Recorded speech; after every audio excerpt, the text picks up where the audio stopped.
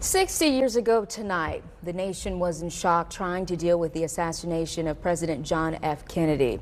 But there were some who were near the president that afternoon in Dallas who didn't have the luxury of grieving over his death because it was their job to tell America what was happening as it unfolded. In the Buckley Report tonight, Bob will introduce us to Merriman Smith through the eyes of his daughter, who lives in Thomasville. I love the emotional connection with her. On a kitchen table in Thomasville, Flowers from Betsy and Walter Cronkite. the work of a life is on display. Who was Merriman Smith? For me, Merriman Smith was an ideal.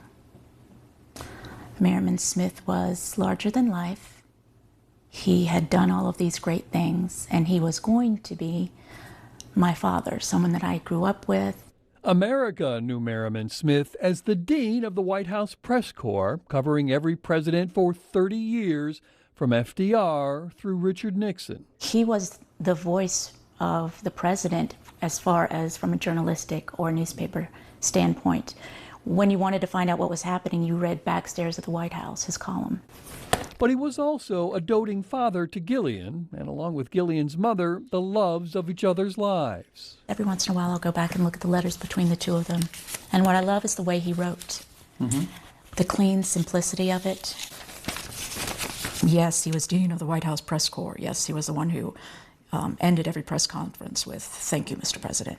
But here's a man saying, "Darling, if the size is not exactly what you envision, I can say only that I tried." The writing Merriman Smith is best known for was done from a speeding car that followed President Kennedy to Parkland Hospital in Dallas after the president was shot. He was very aware as soon as the first sound of a gunshot happened. He knew right away that it was gunfire. There was nothing else, and that's because he was a gun enthusiast. Smith dictated the dispatches of the news as it broke, as well as each update, beating all of his competition, and then won a Pulitzer Prize for his reflections on that day soon after. Winning the Pulitzer Prize was nice, but he said that he really wished that it hadn't been for that. Gillian stays connected to her father through listening to his reports on YouTube, like this one. Members of the Kennedy staff sitting stunned, staring straight ahead, some crying softly. Describing Lyndon Johnson's impromptu inauguration aboard Air Force One in the hours after the assassination. As a man might lead a small child, Johnson took her hand and led Jackie to a place at his left side. The toll of seeing and having to report the Kennedy assassination in all of its gruesome detail, combined with the death of his own son in Vietnam, appeared to be too much for Merriman, who took his own life in 1970 at the age of 57.